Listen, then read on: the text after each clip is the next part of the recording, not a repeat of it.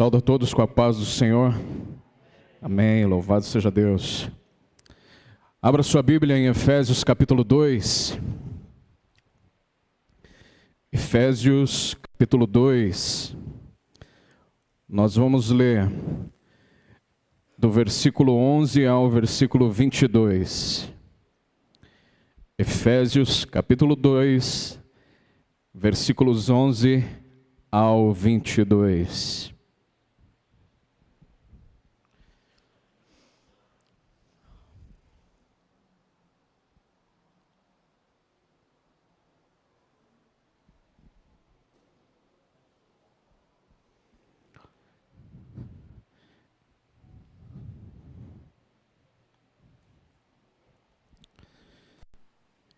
Vamos ler a palavra de Deus. Portanto, lembrem-se de que anteriormente vocês eram gentios, por nascimento, e chamados incircuncisão, pelos que se chamam circuncisão, feito no corpo por mãos humanas, e que naquela época vocês estavam sem Cristo, separados da comunidade de Israel, sendo estrangeiros quanto às alianças da promessa, sem esperança e sem Deus no mundo. Mas agora, em Cristo Jesus, vocês, que antes estavam longe, foram aproximados mediante o sangue de Cristo. Pois Ele é a nossa paz, o qual de ambos fez um e destruiu a barreira, o muro de inimizade, anulando em seu corpo a lei dos mandamentos e expressa em ordenanças. O objetivo dele era criar em si mesmo, dos dois, um novo homem, fazendo a paz, e reconciliar com Deus os dois em um corpo por meio da cruz, pela qual ele destruiu a inimizade. Ele veio e anunciou paz a vocês que estavam longe e paz aos que estavam perto, pois por meio dele, tanto nós como vocês temos acesso ao Pai por um só Espírito. Portanto, vocês já não são estrangeiros nem forasteiros, mas concidadãos dos santos e membros da família de Deus, edificados sobre o fundamento dos apóstolos e dos profetas, tendo Jesus Cristo como a pedra angular, no qual todo o edifício é ajustado e cresce para tornar-se um santuário santo no Senhor. Nele vocês também estão sendo edificados juntos para se tornarem morada de Deus por seu Espírito. Vamos orar. Querido Pai, nós te louvamos pelo privilégio que temos de estar aqui nesta manhã, reunidos para celebrar, para trazer à memória aquilo que o Senhor fez na cruz do Calvário. E que o fato de lembrarmos, de trazermos isso como um memorial, possa ser algo prático em nossa vida cotidiana. Que a vida de Cristo seja vista por meio de nós, através de nós. Abençoe o nosso tempo, Pai, e usa-me, Senhor, conforme a Tua vontade. Em nome de Jesus, amém. Muito bem, queridos. Todos nós aqui temos algo em comum. Todos nós. Algo que é essencial para nós enquanto cidadãos. E quase todos os lugares que a gente vai, a gente precisa desse objeto que nós temos em comum. E ele é mais ou menos desse tamanho assim. Vai a nossa foto, vai o nosso nome. Que objeto que é esse? É a identidade. E a identidade geralmente ela causa um pouco de estranheza. A gente olha e fala, rapaz, sou eu mesmo que está aqui? A minha identidade, eu lembro a primeira, eu fiz com 13 anos de idade. Ali no passeio público. E a segunda, porque eu perdi, eu fiz com 17. E eu estou bem, mas bem diferente. Estou 20 quilos mais diferente, do que eu estava com 17 anos. Mas enfim, isso aí é outra história, Mas nós temos isso em comum, nós temos a identidade. Para onde a gente vai, a gente precisa levar essa identidade, Geralmente, né, a gente vai fazer uma conta, abrir uma conta no banco e numa loja, eles nos pedem esse documento. Mas eu quero dizer uma coisa para você. Por mais essencial que a identidade, esse documento seja para nós enquanto cidadãos, nós não somos só aquilo. A nossa verdadeira identidade não se resume àquele retângulozinho. Quem nós somos de verdade não se resume àquele documento. Nós de fato precisamos dele, mas nós não somos dele.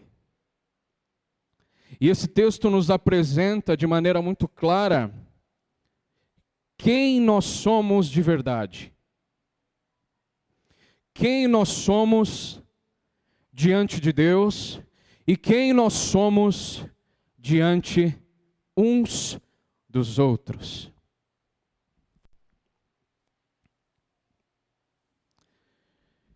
Paulo está escrevendo a carta aos Efésios. Essa carta foi escrita em mais ou menos ali no ano de 60 depois de Cristo. É uma das cartas da prisão, então provavelmente ele escreveu em Roma.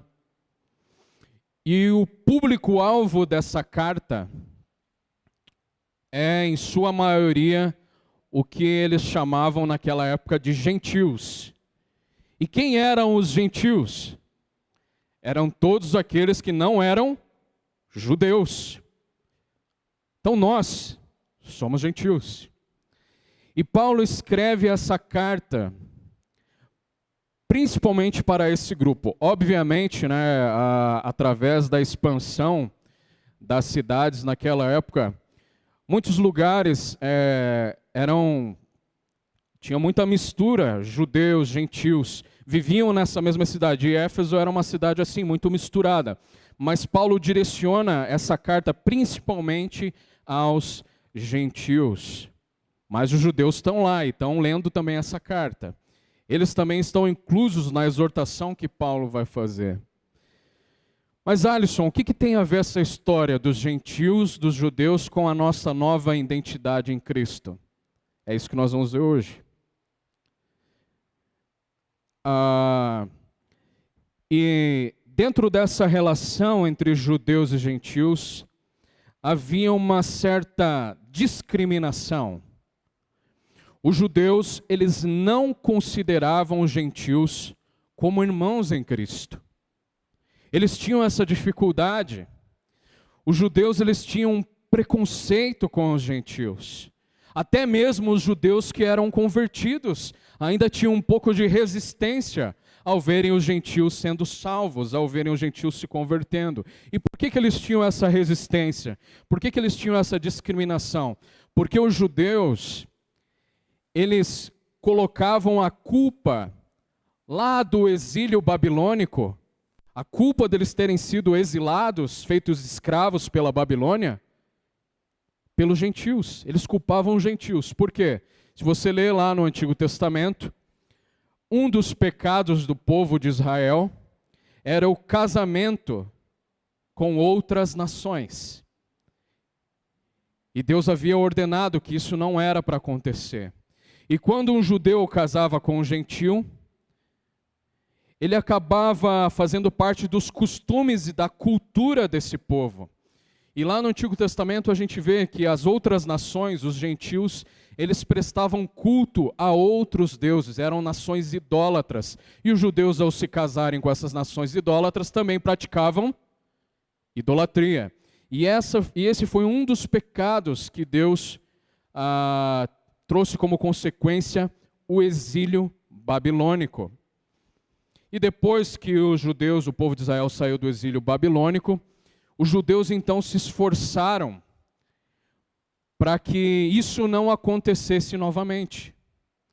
Só que esse esforço foi tão grande que os judeus se tornaram exclusivistas, ou seja, só nós somos salvos, só nós somos povo de Deus. E isso foi causando uma discriminação, um preconceito, um distanciamento entre os judeus e os gentios. Então era assim que era a relação desses dois povos. E como eu falei, até mesmo os judeus cristãos tinham resistência em relação aos gentios. Quer ver? Atos capítulo 10.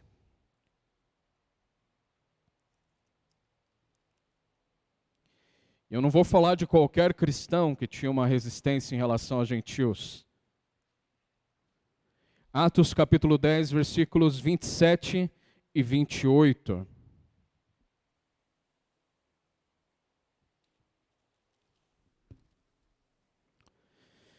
Conversando com ele, Pedro entrou e encontrou ali reunidas muitas pessoas. E lhe disse: vocês sabem muito bem que é contra a nossa lei um judeu associar-se a um gentil, ou mesmo visitá-lo. Mas Deus me mostrou que eu não deveria chamar impuro ou imundo a homem nenhum. Pedro na casa de Cornélio. Percebe? O próprio Pedro, apóstolo, tinha dificuldades para compreender que os gentios também estavam debaixo da graça de Deus. Continuando essa história, versículo 34 e 35. Então Pedro começou a falar: agora percebo verdadeiramente que Deus não trata as pessoas com parcialidade, mas de todas as nações aceita todo aquele que o teme e faz o que é justo. Perceba que essa dificuldade está mesmo até entre os cristãos, entre os judeus cristãos crentes. E aqui nós estamos vendo, não é qualquer cristão, é o apóstolo Pedro. E vocês lembram daquela história da carta de Gálatas, capítulo 2, em que Paulo repreende a Pedro. Lembra dessa história? Pedro está lá comendo com os gentios, e aí Pedro vê um grupo de judeus chegando. E o que Pedro faz? Opa, não conheço, nem sei quem é. E Paulo então repreende a Pedro por causa dessa atitude. Então os judeus cristãos também tinham dificuldade em reconhecer que os gentios também eram alcançados pela graça. Vamos para o texto, vamos ver o que Paulo quer nos ensinar em relação à nossa nova identidade em Cristo e em relação a esse comportamento de judeus para com os gentios. Versículo 11. Portanto, lembrem-se que anteriormente vocês eram gentios por nascimento e chamados pelos que se chamam circuncisão, feito no corpo por mãos humanas. Paulo começa então o versículo 11 dizendo: portanto, lembre-se. E aqui nós temos uma lição extremamente essencial para nós. Nós precisamos nos lembrar de quem nós éramos antes de conhecer a Jesus. Nós precisamos nos lembrar aonde nós estávamos antes de conhecer a Jesus. Mas o fato de nós lembrarmos aonde nós estávamos e quem nós éramos antes de Cristo não nos deve causar vergonha. Não nos deve causar raiva ou ódio ou tristeza. O fato de nós lembrar quem nós somos e aonde nós estávamos antes de Cristo deve produzir em nós um sentimento de adoração, um estado de louvor e adoração, porque ao lembrarmos aonde nós estávamos, nós sabemos aonde Cristo foi nos buscar, aonde Cristo foi nos alcançar, aonde a graça de Deus se manifestou salvadora. Então Paulo diz assim: lembre-se, não com a intenção de causar vergonha, mas de causar adoração. Quando nós lembramos de onde nós estávamos, nós conhecemos ainda mais o tamanho da obra que Cristo fez na cruz do Calvário. Aonde essa obra nos alcançou, da onde Jesus nos tirou. E por isso Paulo começa dizendo: lembrem-se. Mas ele não termina por aí, ele continua. Ele vai falar que nós éramos gentios. E aqui Paulo no versículo 11, ele fala que nós éramos gentios, primeiramente em comparação com os judeus. Por quê? Vocês eram chamados incircuncisão pelos que eram da circuncisão. E o que era a circuncisão? Aí você precisa lembrar de Gênesis capítulo 17, quando Deus faz uma aliança com Abraão, e ele estabelece essa aliança, e um sinal dessa aliança que ele fez com Abraão foi a circuncisão. E a circuncisão era um sinal da aliança que todo judeu carregava em seu corpo. Todo judeu deveria ser circuncidado. E esse sinal lembraria a todos os judeus da aliança que Deus fez com Abraão. E esse sinal, a circuncisão, para o judeu, era o que distinguia ele dos outros povos. Porque o judeu pensava assim, não, nós somos o povo da aliança, nós carregamos o sinal da aliança em nosso corpo, vocês não são parte dessa aliança, porque Deus fez a aliança com o nosso pai, Abraão. E assim o judeu entendia essa relação dele com a aliança. Mas se você estudar lá o capítulo 17 e os capítulos anteriores da história de Abraão, tem aquele famoso versículo que fala assim, que a fé foi imputada a Abraão como justiça. Só que isso, irmãos, acontece antes da aliança. A aliança que Deus havia feito com Abraão acontece antes da circuncisão. E lembra lá o que Deus fala a Abraão em Gênesis capítulo 12? De ti serão abençoadas todas as nações. Todas as nações. E Abraão já tinha entendido isso. Quem não tinha entendido muito bem era o povo judeu. Então eles tinham essa visão, essa perspectiva em relação a outros povos. Não, vocês não são circuncidados. Vocês não são o povo da aliança. Uma visão exclusivista, discriminatória, preconceituosa. Tanto que há, em Atos capítulo 15, Paulo e Barnabé, literalmente quase brigam. E quando eu falo brigam, queridos, é brigar de ir às vias de fato, com alguns judeus que queriam forçar que os gentios se circuncidassem, para que eles pudessem ser salvos. Aí você pode ler na sua casa Atos capítulo 15, é um capítulo bem interessante. Mas essa era a visão que o judeu tinha em relação ao gentio. Vocês são incircuncisos, vocês não fazem parte da promessa de Deus, vocês não estão debaixo da aliança. Só que Paulo termina o versículo 12 dizendo assim: circuncisão feita no corpo por mãos humanas. Versículo 11, obrigado, pastor. Final do versículo 11. Feito no corpo por mãos humanas. O que Paulo quer dizer com essa pequena frase? De que a verdadeira circuncisão não é feita por homens. A verdadeira circuncisão é feita por Deus. E ela acontece aonde? No coração. A verdadeira circuncisão é feita por Deus. Ela é feita no coração. Adiante, versículo 12. Naquela época vocês estavam sem Cristo, separados da comunidade de Israel, sendo estrangeiros quanto às alianças da promessa, sem esperança e sem Deus no mundo. Agora aqui no versículo 12, Paulo está nos mostrando qual é agora a nossa relação com Cristo. No versículo 11, ele fala da nossa relação com o povo judeu. O que eles viam em nossas vidas, qual era a perspectiva deles em relação às outras nações. Mas agora Paulo fala de algo muito mais sério, muito mais profundo, muito mais triste, que é a nossa relação com Cristo. E ele começa dizendo assim: naquela época. Que época é essa? Antes de nós conhecermos a Jesus. Antes de nós conhecermos a Jesus, e ele diz a primeira característica de quem nós éramos sem Cristo. E aqui eu vou ser redundante.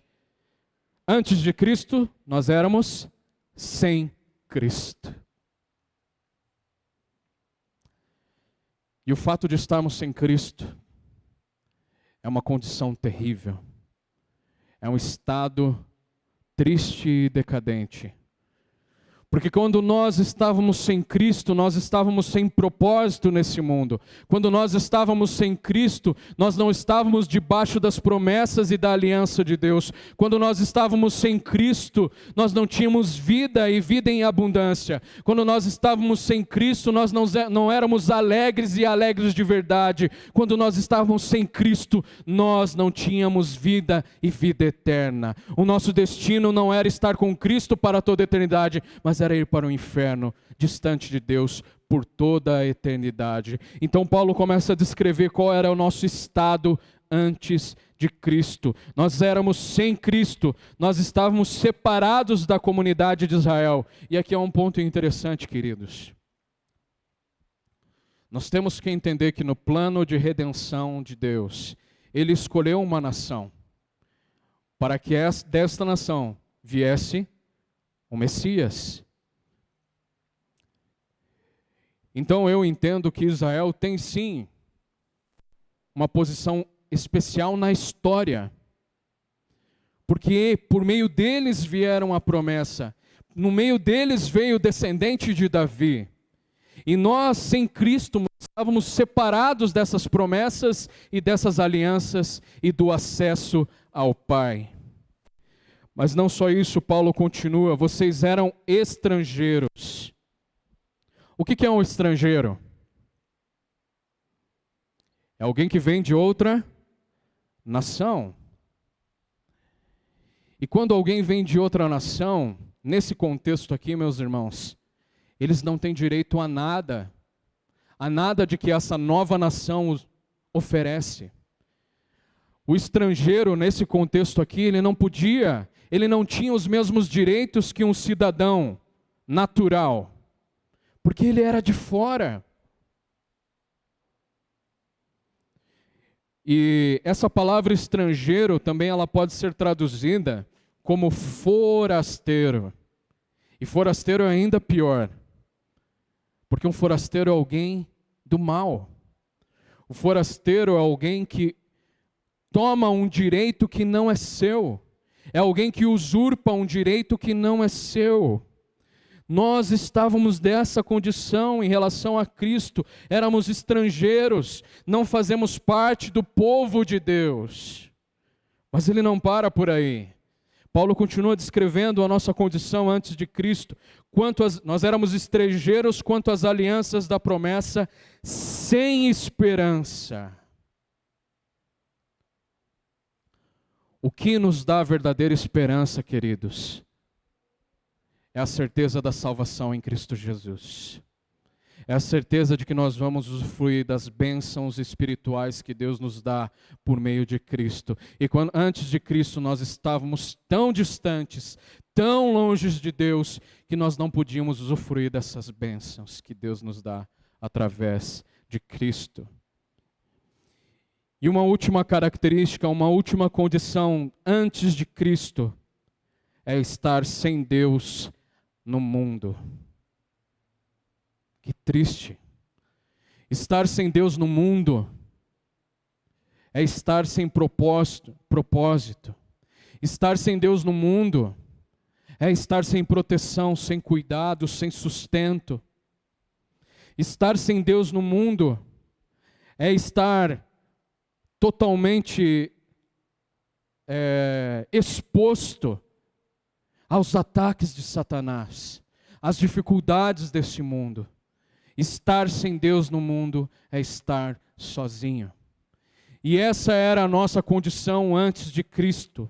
Sem Cristo, separados da comunidade de Israel, sendo estrangeiros quanto às alianças, sem esperança e sem Deus no mundo. Era essa a condição em que nós nos encontrávamos antes de Cristo. É isso que Paulo fala no versículo 11. Lembrem de quem vocês eram. Lembrem de onde vocês estavam. Lembrem da sua condição decadente, deplorável. Mas nós sabemos que a história não para por aí. Nós sabemos que a nossa identidade não se resume. A nossa identidade não é mais ser sem Cristo. Nós sabemos que a nossa identidade não é mais ser separado da comunidade, do povo de Deus. Nós sabemos que a nossa identidade não está fora das alianças, não é ser sem esperança, não é sem ser Deus, sem Deus. A nossa identidade não é mais essa. Olha só o versículo 13. Nós vamos ver a partir de agora, do versículo 13, quem nós somos.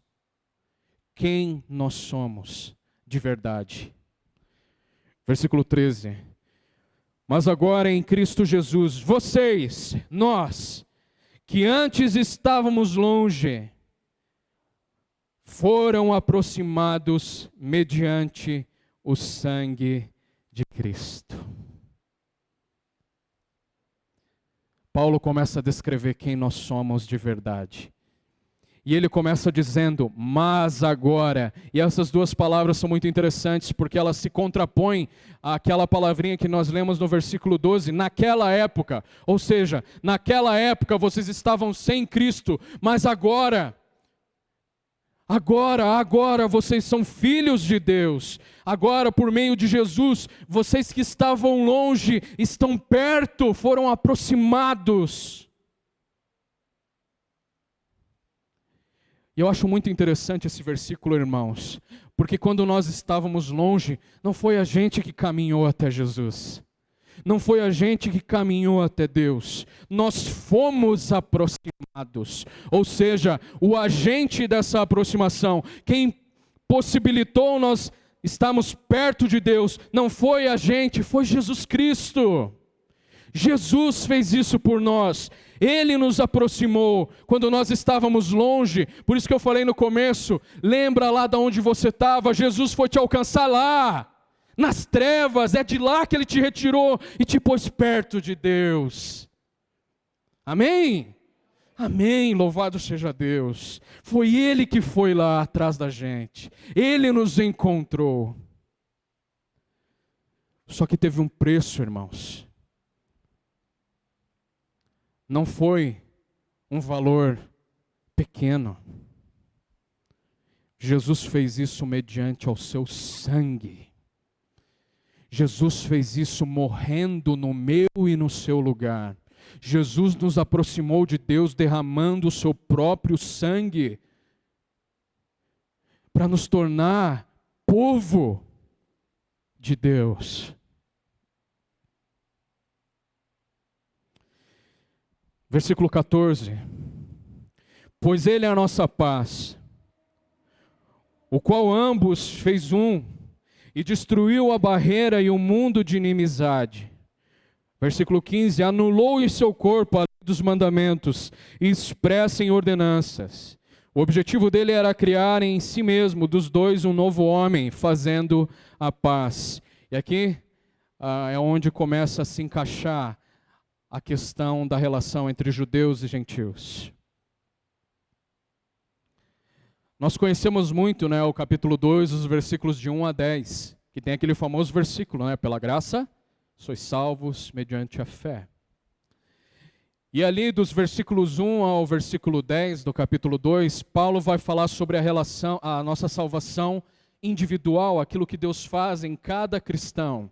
E agora Paulo aqui, a partir do versículo 11 até o 22, ele vai falar como essa salvação, ela impacta a nossa relação em comunidade. E ele usa um exemplo que é muito vivo naquela época, que é a relação entre judeus e gentios. E ele começa dizendo assim, pois Ele é a nossa paz. Queridos, Jesus não veio trazer paz. Ele é a paz. E a palavra paz aqui é aquela palavra que no hebraico nós ouvimos, shalom. Algo completo. Jesus é algo completo. A morte de Jesus foi completa. E a consequência da morte e ressurreição de Cristo, uma das consequências, é destruir a barreira de inimizade que havia entre judeus e gentios. Para nós entendermos essa linguagem que Paulo usa, barreira, muro, no templo, lá do povo judeu, havia lugares distintos de adoração. E no templo havia um espaço que era só para os gentios. Só que esse espaço era fora do santuário, ficava no pátio.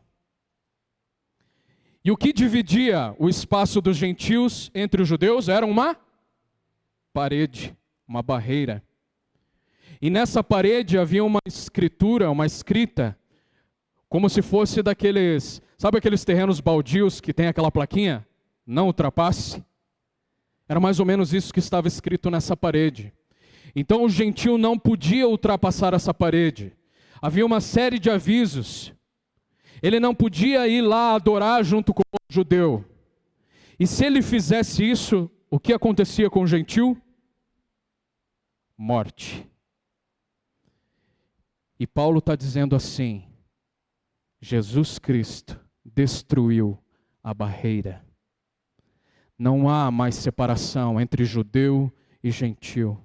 Não há mais uma parede que separa esses dois povos, porque eu, Jesus Cristo, desses dois povos, eu faço um único povo. Deus não é a paz para o judeu e Ele não é a paz para o gentio. Deus é a paz para esse único povo, onde judeus e gentios fazem parte.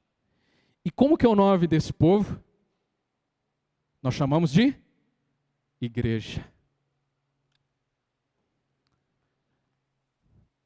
Ele destruiu o muro de inimizade. Versículo 15, ele anulou em seu corpo, novamente, Paulo faz questão de lembrar que o preço daquilo que foi feito, o preço da nossa nova identidade em Cristo, o preço de sermos um só povo em Cristo, não foi barato. Foi o sangue de Jesus, foi o corpo moído. Ele anulou em seu corpo a lei dos mandamentos expressa em ordenanças. E aqui, queridos, não é que Jesus jogou o Antigo Testamento fora. Não é que Jesus pegou lá os 10 mandamentos e jogou no lixo.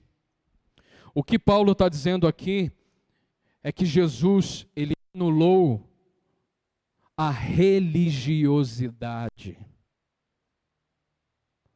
Porque os judeus pensavam que por meio do cumprimento da lei, eles seriam salvos.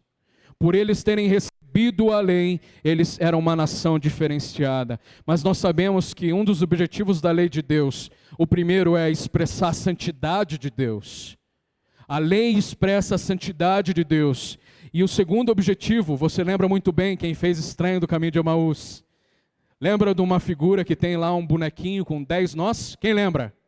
Quando fala dos 10 mandamentos. É um bonequinho assim com 10 nós. E aí um dos nós é cortado. O que acontece com o boneco? Ele cai. Se você cortar qualquer um dos nós, o boneco vai cair. Quando a lei de Deus, ela reflete a nossa incapacidade de cumprir essa lei. De que nós precisamos de alguém que cumpra no nosso lugar. E quem cumpriu a lei no nosso lugar?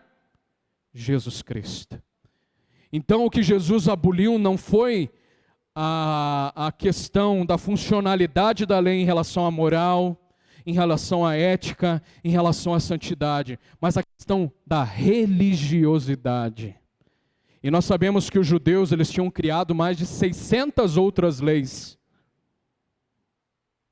Era isso que Jesus tinha abolido na cruz do Calvário. E olha o propósito, no versículo 15. Qual é o propósito de Deus ter destruído a barreira de inimizade através de Cristo? Qual é o propósito de Deus ter anulado a lei através de Cristo? O propósito foi criar em si mesmo. Ele é o agente dessa nova criação. Ele é o agente dessa nova identidade. E Ele criou dos dois povos, tanto judeus quanto gentios, um novo homem, uma nova criação. E o nome dessa nova criação é igreja. É igreja. E o que nós aprendemos com isso, queridos? Isso você está falando de judeu, não tem nenhum judeu aqui. Eu, pelo menos, aprendi que muitas vezes nós levantamos barreiras entre nós. nós agimos com discriminação entre os irmãos.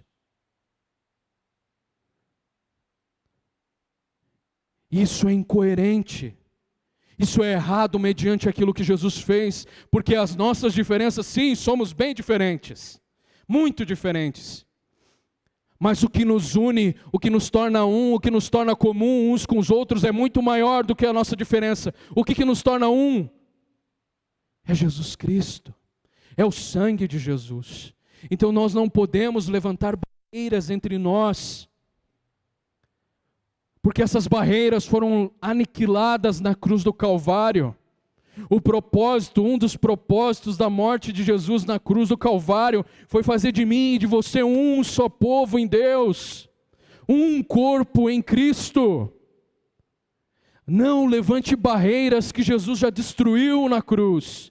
Não crie empecilhos para você desenvolver relacionamento com os irmãos, porque o que nos difere é muito menor do que aquilo que nos torna um, é Jesus Cristo. É Jesus Cristo. A igreja não é lugar de acepção de pessoas. A igreja não é lugar de discriminação. A igreja não é lugar de rejeição. A igreja deve ser um ambiente de amor, onde o que nos torna um é Jesus Cristo. Amém? Amém. Vamos continuar. Versículo 16. E reconciliar com Deus os dois em um só corpo, por meio da cruz, pela qual ele destruiu a inimizade. Paulo novamente nos faz sempre lembrar do preço que foi pago na cruz para que nós nos tornássemos um. Por isso, queridos, novamente eu reforço aqui, nós não podemos levantar barreiras entre nós, porque o preço que foi pago na cruz foi muito alto. Jesus deu a sua própria vida para que eu e você sejamos um nele. E Paulo, ele fala assim, e reconciliar com Deus, os dois em um só corpo. Lembra que eu falei, o judeu se gabava, nós somos os filhos da promessa, somos filhos de Abraão, nós estamos debaixo da aliança de Deus, nós somos circuncidados, nós somos o povo escolhido de Deus. Mas o que Paulo fala aqui? Não, tanto o judeu quanto o gentil, os dois povos precisam ser reconciliados com Deus. E essa reconciliação acontece por meio da fé na obra de Cristo. Ele usa duas palavras nesse versículo, reconciliar e inimizade. Vocês assistem filme, e geralmente os filmes, eles têm um enredo muito parecido, principalmente filme de herói. Tem o herói e tem o vilão. Tem o protagonista e o antagonista. E quando você assiste o filme, você percebe nitidamente a diferença entre um ou outro. Né? O objetivo do herói sempre é salvar, sempre é alcançar a vitória, sempre é o bem comum. E o vilão, ele sempre quer algo totalmente contrário. Ele quer destruir, ele quer a derrota, ele quer o fracasso. Ele é movido geralmente por inveja, por ódio. E quando Paulo usa essa palavra inimizade, é isso que nós devemos ter em nossa mente. Nós éramos os vilões dessa história. Nós éramos os antagonistas dessa história. O nosso propósito era totalmente diferente do que Deus tinha. A nossa missão era totalmente diferente do que Deus tinha.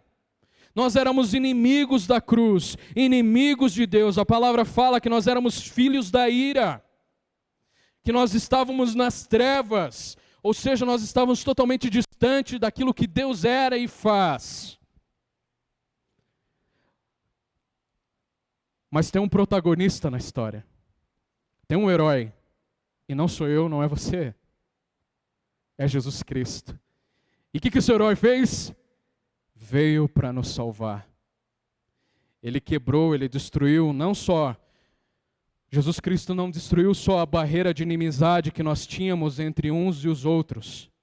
Deus não veio, por meio de Cristo, destruir a barreira que os judeus tinham com os gentios. Jesus Cristo, Ele destruiu a barreira que nós tínhamos com Deus. Se nós hoje temos acesso a Deus, é por causa de Jesus.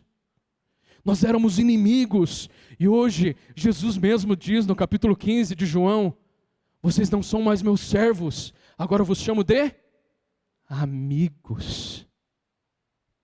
Jesus fez isso. Versículo 18.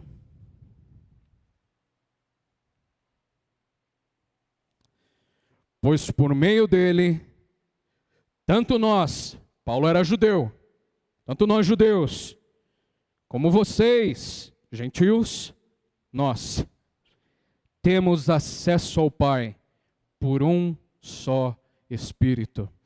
A carta de Efésios é chamada, muito chamada no meio dos pesquisadores, como a coroa de Paulo. A carta de Efésios, junto com a carta de Romanos, são as duas cartas mais estudadas na história da igreja, onde se tem mais comentários. O Joel, a gente estava conversando sobre Martin Lloyd Jones. Ele pregou durante, o Joel pregou durante 2 anos em 1 João. Isso, Joel. Martin Lloyd Jones pregou durante 40 anos em Romanos. E ele tem uma coleção de comentários quase um comentário por capítulo de Romanos. Então essas duas cartas de Romanos e Efésios são as mais estudadas. E a carta de Efésios é muito interessante porque nós vemos a Trindade agindo na formação da igreja. Observe só, pois por meio dele, de Jesus Cristo, observe a Trindade. Por meio dele, de Jesus Cristo, nós com vocês temos acesso ao Pai, por meio de um só Espírito. A Trindade está envolvida no desenvolvimento da igreja em todo o tempo. Cada um trabalhando no desenvolvimento da igreja. E essa palavra acesso também é muito importante para que nós entendamos. Essa palavra acesso, na cultura oriental, as pessoas não podiam chegar até o rei de qualquer jeito. Tinha lá o rei, o imperador, as pessoas não podiam falar a qualquer momento com o rei. Elas precisavam de um intermediário. Quem que nos deu acesso ao Pai? Jesus Cristo. No livro de Hebreus fala que Jesus é o mediador da nova aliança. É Jesus Cristo quem foi o mediador para restaurar o nosso relacionamento com Deus. E para terminarmos, queridos, versículo 19 ao versículo 22. Então nós vimos quem nós éramos, no versículo 11 e versículo 12. A partir do versículo 14 até o versículo 18, nós agora vemos quem nós somos em Cristo Jesus, a nossa nova identidade em Cristo Jesus. Fomos reconciliados com Deus, somos um povo em Cristo. E agora nós vamos ver o que Deus faz por meio de Cristo nessa nova identidade. Perceba lá, versículo 19 ao 22. Portanto, vocês já não são estrangeiros, nem forasteiros, mas concidadãos dos santos e membros da família de Deus. Antes nós éramos estrangeiros, antes nós éramos forasteiros, não podíamos desfrutar dos direitos que todo aquele que é parte do povo de Deus tinha. Nós éramos sem Cristo, éramos sem esperança, separados da comunidade de Israel, mas agora em Cristo Jesus nós não somos mais nada disso, mas somos cidadãos, cidadãos com os santos, cidadãos dos céus. Nós agora usufruímos dos direitos que vêm lá do céu, das bênçãos espirituais. E somos família de Deus. É por isso, queridos, que nós chamamos um ao outro de irmãos. Porque nós somos família. Família comprada com o sangue do Cordeiro. Família que está debaixo da mesma aliança e das mesmas promessas. Família que tem os mesmos compromissos firmados por Deus. Família que vai estar, quando Jesus voltar, no mesmo lugar. E tudo isso foi feito por Cristo. Eu não entrei com nada, irmãos. Eu não entrei com nada, só com a minha vida podre. E Jesus me fez de novo. Me fez cidadão com os santos. E quem são os santos?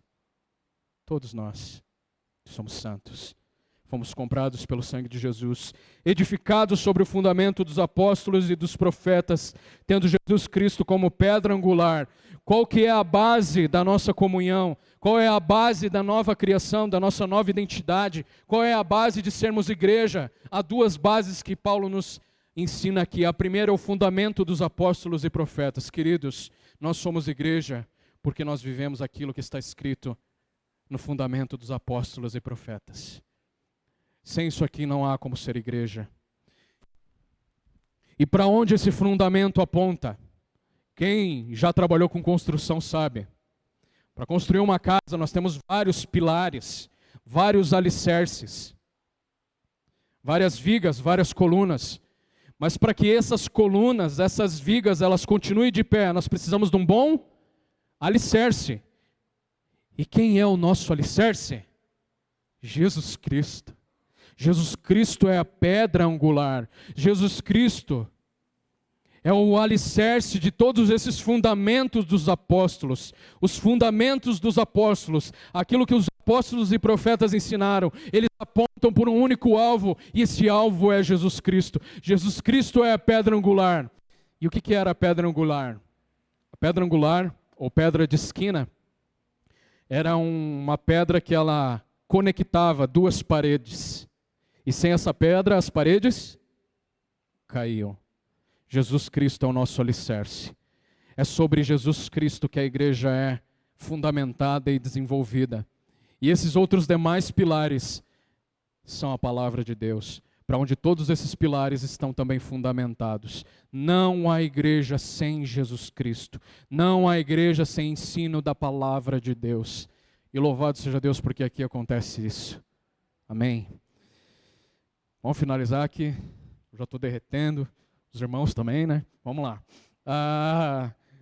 Edificado sobre o fundamento, versículo 21. No qual todo o edifício é ajustado e cresce. A igreja sempre cresce, sempre se desenvolve, sempre chega à maturidade para tornar-se um santuário santo no Senhor. Nele, em Jesus, vocês também estão sendo edificados, desenvolvidos, crescendo juntos, para se tornarem morada de Deus novamente, por seu Espírito, a Trindade envolvida no crescimento da igreja. Eu gosto muito dessa palavra santuário, no versículo 21. Por quê? Tanto gentios e judeus iam entender o que Paulo está dizendo. Por que os gentios iam entender? Lá em Éfeso, tinha o que era considerado no mundo antigo, a sétima maravilha do mundo, que era o templo de Ártemis, a deusa da fertilidade. Então os gentios sabiam o que era um santuário. Os gentios sabiam o que era prestar culto a uma divindade. Os gentios sabiam o que era ir ao templo e adorar uma divindade. Só que eles faziam isso no templo de Ártemis. Eram idólatras. E o judeu também ia entender, muito mais ainda. Porque onde é o local de adoração do judeu? No templo. Em Jerusalém. Isso me lembra, traz à memória um texto que nós conversamos ontem nos jovens, inclusive, da mulher samaritana. Lembra lá da pergunta da mulher samaritana? Qual que é o local de adoração? É o monte? Qual que é o local de adoração, Jesus? E Jesus fala, chegará o tempo em que os verdadeiros adoradores adorarão em espírito, em verdade. E Paulo está dizendo assim, vocês, a igreja é santuário, a igreja é local de adoração, a igreja, como fala lá em 1 Coríntios capítulo 6, é o templo do Espírito Santo, a igreja é o local onde Deus é adorado, onde Deus é cultuado, onde nós celebramos a ceia do Senhor. Não é mais o templo de Ártemis, não é mais lá, não não é o templo de Jerusalém, mas agora o local de habitação do Espírito Santo é a igreja do Deus vivo, resgatada pelo sangue do Cordeiro. É aqui onde o Espírito Santo habita, é no meio de nós, é entre nós, é Ele que nos move, é Ele que nos enche, é Ele que nos inspira. É aqui na igreja em que habita o Espírito de Deus. É isso. Oh, muito bem, né? A gente costuma falar, e muito bem lembrado, pastor, vamos à igreja, né? A gente fala, essa é a casa de Deus. E assim, não está errado, irmãos. Mas a gente tem que entender e viver e praticar que a igreja somos nós. Nós somos um em Cristo Jesus. É em nós que habita o Espírito Santo. É nós que somos santuário. É nós que somos morada do Espírito. É Ele que nos comprou com o seu sangue. É por meio de nós que a Trindade nos desenvolve, nos faz crescer, nos faz chegar à maturidade. É na igreja, é em cada um de nós. Amém, queridos? Deus abençoe vocês e que possamos, de fato, ser um só em Cristo Jesus.